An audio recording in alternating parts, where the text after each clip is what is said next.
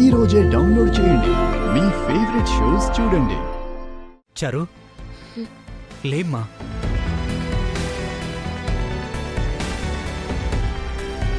చారు, అమ్మ చారు. అమ్మా అమ్మా, నేను బ్రతికే ఉన్నానా? మీ బాబాయ్ నీకోసం నీళ్లలోకి దూకాడమ్మా. మీ బాబాయ్ లేకపోతే నువ్వు చచ్చిపోయేదానివి చారు. బాబాయ్, నేను చచ్చిపోయి ఉండాల్సింది కదా పిన్ని. అయ్యో, నేను చావాలనే కదా దూకాను. ఎందుకు ఎందుకు బాబాయ్ నన్ను బ్రతికించావు? పరిష్కారం గురించి ఆలోచించే టైం కూడా ఇవ్వకుండా నువ్వు అలా దూకేస్తే ఎలాగమ్మా? నేను మీ అందరికీ అడ్డం.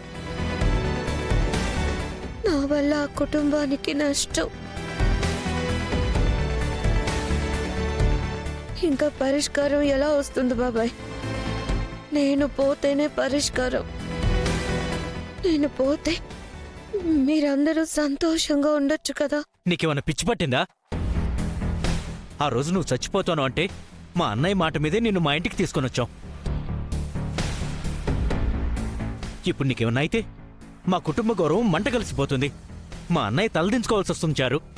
లేదు బాబాయ్, మేము రాత్రి ఒకటవ్వడం నిజం. కానీ శ్రీను బావ ఒప్పుకోవట్లేదు. ఇంట్లో వాళ్ళు నమ్మట్లేదు.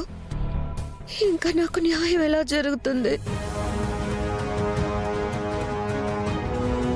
ఒక పక్క ఆద్య నోటికొచ్చినట్టు మాట్లాడుతుంది, ఇదంతా నాటకం అంటుంది.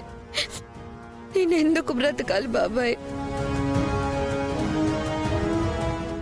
అవునండి, ఆ ఆద్య మామూలుది కాదండి.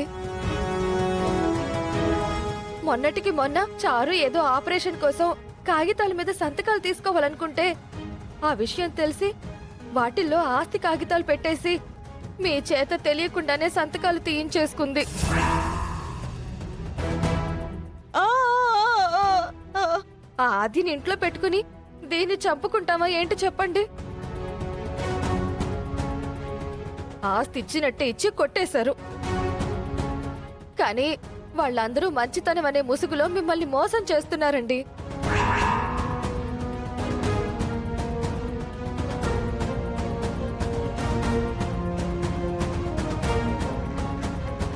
ఇప్పుడు దీన్ని ఇంటికి తీసుకువెళ్ళినా ఆ ఇంట్లో బ్రతకనిస్తారా అండి? నాకైతే నమ్మకం లేదండి. కళ్ళు పోయాయన్న జాలి కూడా లేదండి తనకి.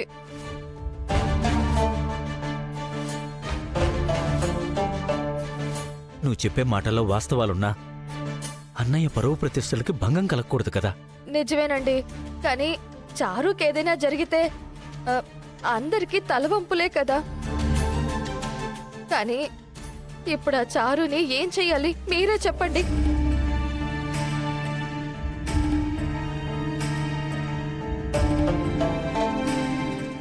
బాబాయ్, నువ్వేం చేయలేవు బాబాయ్. పిన్ని, బాబాయ్ని ఇబ్బంది పెట్టద్దు. బాబాయ్ ఏం చేయలేడు. అందుకే నేను చచ్చిపోతానంటున్నాను. చారు, ఎందుకమ్మా పద్దాక చచ్చిపోతానంటావు? నీ సమస్యకేదో పరిష్కారం దొరుకుతుంది కదా, అది ఆలోచించని కొంచెం. నేను బతికి బట్ట కట్టాలంటే నా మొగుడు నాకు కావాలి.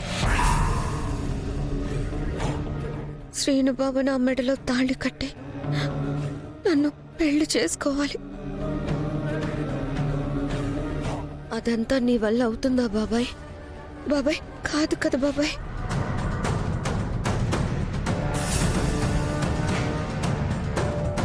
చూసావా, నువ్వు కూడా ఆలోచిస్తున్నావు.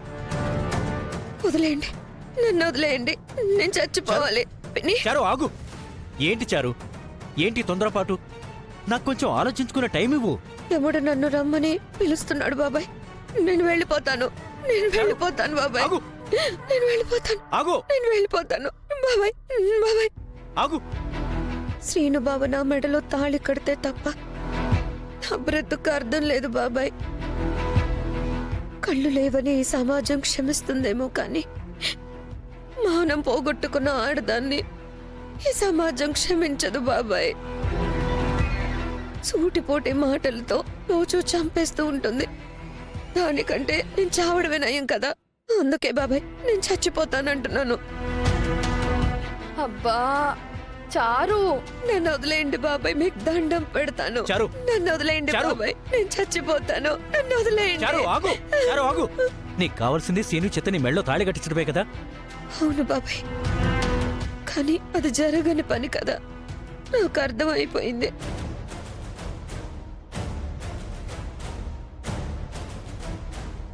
బాబాయ్ నేను చచ్చిపోతాను, నన్ను వదిలేయండి బాబాయ్.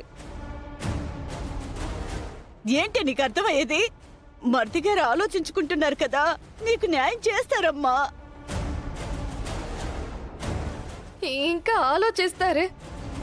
మా అక్కకి ఒక్కగానొక్క కూతురు, అసలే మొగుడు పోయి విధవరాలయ్యింది. దానికి మనమే న్యాయం చెయ్యాలండి.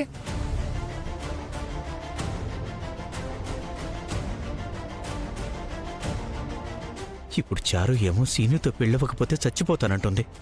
ఈ అమ్మాయికి ఏమన్నైతే మళ్ళీ అన్నయ్యకే మాట వస్తుంది. అన్నయ్య తీసుకొచ్చి ఈ అమ్మాయిని ఇంట్లో పెట్టారు. ఇప్పుడు ఏం చెయ్యాలి?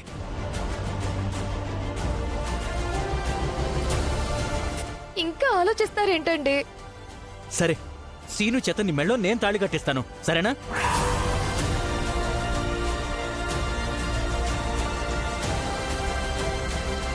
బాబాయ్ మాట ఇవ్వు బాబాయ్.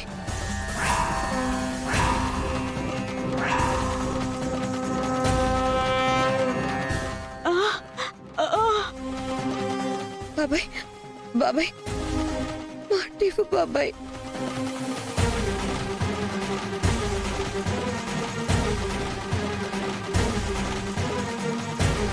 మాట ఇవ్వండి.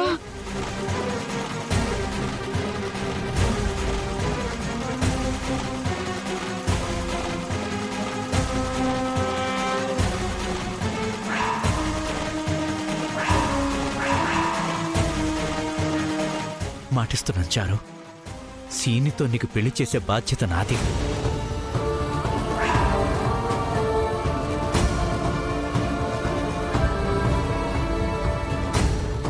మా అన్నయ్యకి ఊళ్ళో చెడ్డపేరు రాకూడదు, అందుకైనా మీ పెళ్లి నేను చేస్తాను.